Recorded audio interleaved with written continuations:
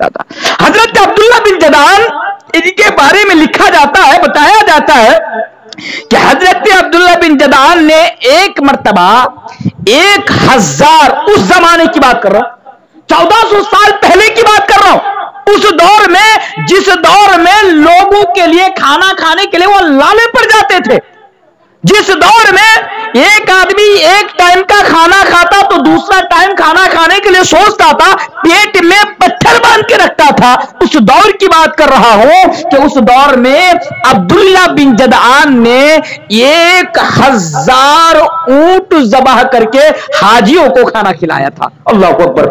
1000 اونٹ ذبح کر کے، 1000۔ جب اس کی موت ہو جاتی ہے تو اللہ کے پیارے رسول جناب محمد رسول اللہ صلی اللہ علیہ وسلم کی بیوی حضرت عائشہ رضی اللہ تعالی عنہا نبی کریم صلی اللہ علیہ وسلم سے سوال کرتی ہے کہ اللہ کے نبی آپ یہ بتائیے کہ عبداللہ بن جدعان جنت کے اندر جائے گا یا نہیں؟ اے اللہ کے نبی، عبداللہ بن جدعان کے بارے میں آپ کا کیا گمان ہے؟ آپ تو جانتے ہیں کہ حضرت عبداللہ بن جدعان بڑا اچھا کام کرتا تھا، بڑا نیکیوں کا کام کرتا تھا، اے اللہ کے نبی آپ بتائیے وہ جنت میں جائے گا یا جہنم میں جائے گا؟ او لوگوں، جب نبی سے یہ پوچھا گیا، نبی سے یہ سوال کیا گیا تو نبی نے یہ جواب دیتے ہوئے فرمایا، اے میری بی بی عائشہ، عبداللہ بن جدعان جنت کے اندر نہیں جائے گا، عبداللہ بن جدعان جہنم کے اندر جائے گا۔ اس لیے وہ جہنم کے اندر جائے گا کیونکہ وہ دنیا میں بھلے ہی نیکی کا کام کرتا تھا، بھلے ہی دنیا میں وہ اچھا کام کرتا تھا، بھلے ہی وہ دنیا میں غریبوں کو کھانا کھلایا کرتا تھا، لیکن وہ اللہ پر اور اللہ کے رسول پر ایمان نہیں رکھتا تھا، اس لیے وہ جنت کے اندر نہیں جائے گا۔ تو پتہ یہ چلا کہ سب سے پہلے ایمان لانا پڑے گا۔ اچھا، اور ایک چیز آپ کے سامنے بتا دیتا ہوں، کل قیامت کے دن جب حساب و کتاب ہو جائے گا، اگر کسی انسان کے پاس ایمان کی دولت نہیں ہوگی، اگر ایمان نہیں رہے گا، آپ بھی اس بات کو سنیے، اگر کل قیامت کے دن اللہ تبارک و تعالیٰ سے یہ کہے گا کہ اللہ میرے پاس زمین بھر کر سونا ہے، تو سونا لے لے، مجھے جہنم سے آزاد کر دے، اے میرا رب میں تجھے سونا دیتا ہوں، تو مجھے جہنم سے آزاد کر دے، تو مجھے جہنم سے بچا لے، تو مجھے جنت کے اندر داخل کر دے، تو اللہ فرماتا ہے قرآن کریم کے اندر فَلَن يُقْبَلَ مِنْ أَحَدِهِمْ مِلُّ الْأَرْضِ ذَهَبًا، نہیں، آج کے دن تیرا سونا قبول نہیں کیا جائے گا، تیرا سونا ایکسپٹ نہیں کیا جائے گا، تیری دولت قبول نہیں کی جائے گی، آج تو بس تیرا ایمان قبول کیا جائے گا، بس ایمان قبول کیا جائے گا۔ فَلَن يُقْبَلَ مِنْ أَحَدِهِمْ مِلُّ الْأَرْضِ ذَهَبًا، کل قیامت کے دن اگر ایک انسان زمین بھر کر سونا، اگر مشرق سے مغرب اور مغرب سے مشرق تک اور شمال سے جنوب تک، یعنی پورب سے پچھم اور اتر سے دکن، اگر اس کے پاس اگر سونا چاندی ہو اور اللہ کو دے دے اور کہہ دے کہ مجھے جہنم سے آزاد کر دے، تو اللہ کہے گا نہیں، فَلَن يُقْبَلَ مِنْ أَحَدِهِمْ مِنُ الْأَرْضِ ذَهَبًا، آج کسی کا سونا قبول نہیں کیا جائے گا۔ تو پہلی چیز کا پتہ یہ چلا کہ ایمان۔ اچھا، اور ایک چیز یہاں پر آپ لوگوں کے سامنے ذکر کر دیتا ہوں کیونکہ بات لمبی ہو رہی ہے کہ ہم اور آپ تو ایمان لائے ہوئے لوگ ہیں، تو کیا ہم تو یہ ایمان رکھتے ہیں اس بات پر کہ اللہ ایک ہے؟ مانتے کہ نہیں مانتے؟ ہم لوگ تو مانتے ہیں کہ اللہ ایک ہے، اب نبی کو بھی مانتے ہیں کہ محمد رسول اللہ صلی اللہ علیہ وسلم اللہ کے رسول ہے۔ اب مولانا تنویر صاحب، اب آپ یہ بتائیے کہ ہم لوگ جنت کے اندر جا سکتے ہیں صرف اس بات پر، اس بنا پر کہ ہم اللہ کو مانتے ہیں، رسول کو مانتے ہیں، کیا ہم جنت کے اندر جا سکتے ہیں؟ میرے بھائیو، اگر حقیقت میں اگر بتایا جائے، دیکھا جائے تو ہم اور آپ نہ صرف یہ زبانی دعویٰ کرتے ہیں،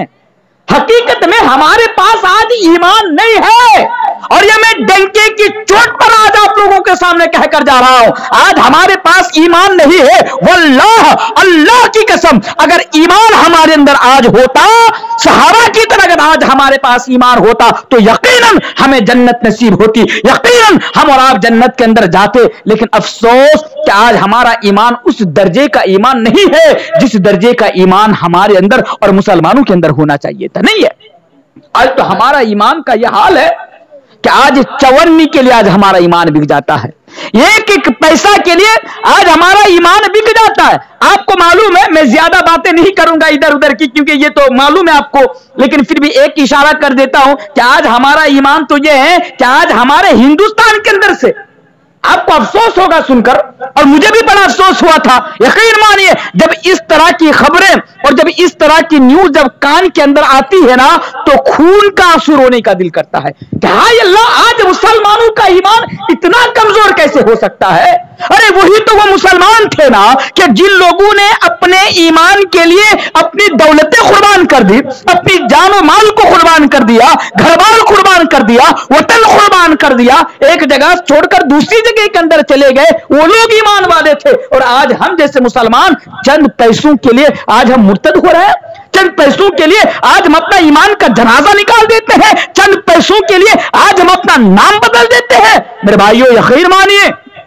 کچھ دنوں کی بات ہے, شاید کہ رمضان سے پہلے کی بات ہے, اتر پردیش کے اندر میں گیا, اور اتر پردیش میں جانے کے بعد مجھے بتایا گیا, وہاں پر بہت سارے علماء بیٹھے ہوئے تھے, آپس میں بات چیت ہو رہی تھی, تو کسی نے کہا کہ مولانا صاحب, ابھی ہمارے اتر پردیش کا یہ حال ہے کہ ہمارے ہی گاؤں میں کچھ نوجوان ابھی مرتد ہو گئے. مرتد یعنی اسلام دھرم کو چھوڑ دیا, اسلام کو چھوڑ دیا اور مرتد ہو گیا. اللہ اکبر, وہ مرتد ہو گیا. اتنا ایمان کمزور ہے. حالانکہ اگر کوئی مرتد ہوتا ہے, اگر کوئی اسلام کو چھوڑ کر دوسرے دھرم کے اندر جاتا ہے, تو اس کے لیے میرے بھائی دنیائی جہنم ہے. دنیا, آپ مثال دیں کہ اس کے لیے دنیائی جہنم ہے. مرنے کے بعد کیا ہوگا وہ تو سب جانتے ہیں کہ مرتد کے لیے مرنے کے بعد جنت نہیں بلکہ جہنم ہے, جنت ان کے لیے. تو بتا رہا, یہ چاہ رہا تھا, اگر آپ جنت کے اندر جانا چاہتے ہیں تو اپنا ایمان کو مضبوط بنائیے, اتنا مضبوط بنائیے. میں آپ سے کہہ کر جا رہا ہوں, اتنا ایمان کو مضبوط بنائیے. میرے سامنے جو نوجوان بیٹھا ہے, بھلے یہ ایک دو بیٹھے ہوں, میں آپ سے کہہ رہا ہوں کہ اپنا ایمان کو اتنا مضبوط بنائیے کہ اگر کوئی تلوار کی نوک آپ کی گردن پر رکھ کر اگر کوئی آپ کے ایمان کو خریدنا چاہے تو میرے بھائیوں, آپ اپنی گردن کٹوا دینا, لیکن اپنے ایمان کا سودا نہیں کرنا. اپنا سر کٹوا دینا پر اپنا ایمان کا جنازہ نہیں نکالنا اگر تم جنت کے اندر جانا چاہتے ہو. اس لیے کہ جنت میں جانے کے لیے مرتے دم تک, آخری سانس تک آپ کو ایمان کے اوپر ثابت قدم رہنا پڑے گا. اور اگر آپ یہ جاننا چاہتے ہیں, اگر آپ کو کبھی وقت ملے, ہندی میں ہے,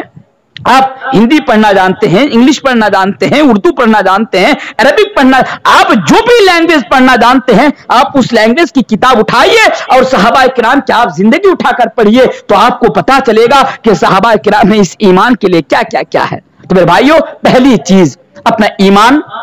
تو لائے ہوئے لوگ ہیں ہم اور آپ, اب دوبارہ ایمان لانے کی ضرورت نہیں ہے, لیکن ہاں اپنا ایمان کو مضبوط بنائیے, اتنا مضبوط بنائیے کہ اگر آپ کا ایمان پہاڑ کے ساتھ جا کر ٹکرائے تو پہاڑ ٹوٹ کر گر جائے, لیکن آپ کے ایمان کے اندر کوئی کمی نہ آئے. اتنا ایمان کو مضبوط بنائیے. اچھا, دوسری چیز, جنت میں جانا کتنا آسان ہے. چلیے اس حدیث پر بھی ذرا غور کر لیجئے. اگر میری مائیں اور بہنیں اگر مجھے سن رہے ہیں تو آپ بھی ذرا اس حدیث کو غور سے سن لیجئے کہ جنت کے اندر جانا کتنا آسان کام ہے. سنیے اس حدیث کو. اللہ کے پیارے رسول جناب محمد رسول اللہ صلی اللہ علیہ وسلم بیان فرماتے ہیں, سب حدیث کے الفاظ ہے, 70,000 بغیر حساب. او لوگوں, کل قیامت کے دن نبی بیان فرماتے ہیں کہ میری امت کے اندر سے 70,000 افراد, 70,000 بغیر حساب, 70,000 آدمی بغیر حساب و کتاب کے جنت کے اندر چلے جائیں گے. علماء اس حدیث کو سامنے رکھتے ہوئے بتاتے ہیں, اللہ کے نبی نے یہ بیان فرمایا اور علماء اس حدیث کو سامنے رکھ کر بتاتے ہیں کہ اللہ کے نبی جن 70,000 لوگوں کی بات یہاں پر بتائے وہ 70,000 افراد یعنی بغیر حساب و کتاب کے جنت کے اندر جائے گا. یعنی مرنے کے بعد قبر کے اندر بھی اس سے سوال نہ پوچھا جائے گا, قبر کے اندر بھی سوال نہیں پوچھا جائے گا. جانتے ہیں نا کہ ہر آدمی مرنے کے بعد قبر کے اندر جب سب مٹی دے کر کے دفن کر کے جب الٹے پاؤں چلنے لگتے ہیں तब आते हैं फरिश्ते उनको सवाल करने के लिए, और वहां पर कब्र के अंदर उनको सवाल करते हैं। जो कब्र में कामयाब वो आगे भी कामयाब, जो कब्र में फंस गया वो आगे भी फंसता जाएगा, क्योंकि ये आखिरत की मंजिलों में से कब्र जो है ये पहली मंजिल है हमारे लिए और आपके लिए। लेकिन अल्लाह के प्यारे नबी बयान फरमाते हैं और उलमा इस हदीस को सामने रखते हुए बताते हैं कि 70,000 आदमी ऐसे होंगे कि कब्र के अंदर भी जिनसे सवाल नहीं किया जाएगा, यानी मरने के बाद उसके लिए डायरेक्ट